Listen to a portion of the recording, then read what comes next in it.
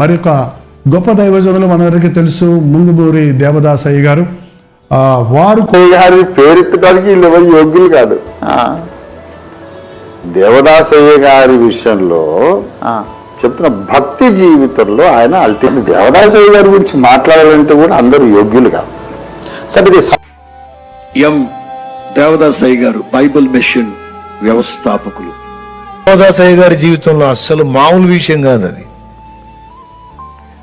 మామూలు విషయం కాదు. వాళ్ళు అడిగిందల్లా దేవుడు చేశాడు. వారు పరిచర్య ఆరంభించి మోకాళ్ళ మీద పెనుగులాడి దేవుని మీద ఆధారపడి కట్టిన పని ఆగకుండా దేదీప్యమానంగా వెలుగొందుతానే ఉంది. దేవుని మహిమ తగ్గిపోలేదు. ఏం భక్తి అది! ఈరోజంతా అసలు ఆ ప్రశాంతత ఏది? దేవదాసు దేవదాసు దేవదాసు.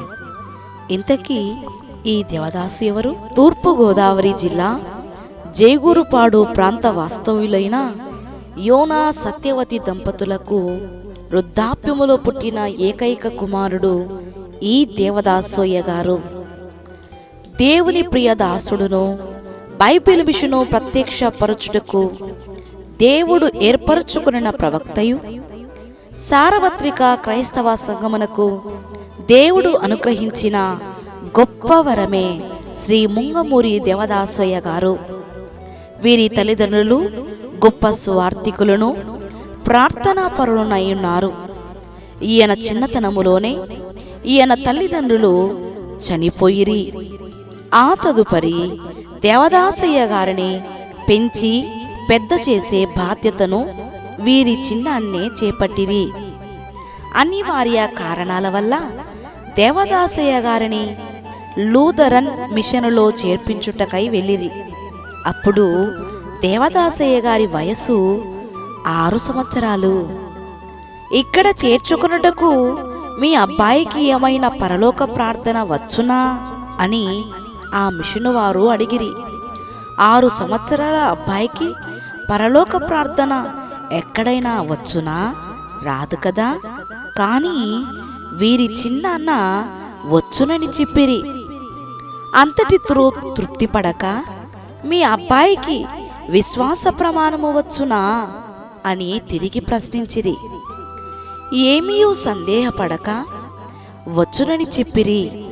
అంతటితో ఆగక వెంటనే వారు మీ అబ్బాయికి ప్రార్థన చేయటం ఏమైనా వచ్చునా అని అడిగినప్పుడు వచ్చునని చెప్పగానే అన్నీయూ వచ్చును వచ్చును వచ్చును అని చెబుతున్నారు కదా, పరీక్షించుట మంచిది అని తలంచి పెద్ద బల్ల వేయించి బల్లపైన 6 సంవత్సరాల బాలుడైన దేవదాసయ్య గారు నిలవబెట్టి ప్రార్థన చేయమని చెప్పిరి. అప్పుడు దేవదాసయ్య గారు ఫాదర్లను, టీచర్సు, పెద్దలు, దొరలు, దొరసానులు అందరూ చుట్టూ ఉన్నప్పటికీ ఏమీ భయపడక బల్లపై మోకరించి ఈలాగున ప్రార్థించెను. యేసు ప్రభువా, ఈ వయస్సులో మీరు ఎలా ఉన్నారో నన్ను కూడా అలాగే చెయ్యండి, ఆమెన్ అని ప్రార్థించి ముగించిరి. ఈ ప్రార్థన విన్న ఫాదర్లు, టీచర్లు, పెద్దలు, దొరలు, దొరసానులు చుట్టూ ఉన్న వారందరూ విని ఆశ్చర్యపోయి మెచ్చుకొని లూథరన్ మిషనులో చేర్చుకొనిరి. సంవత్సరము తర్వాత ఏం జరిగిందో తరువాయి భాగములో విందాం. Thanks for watching.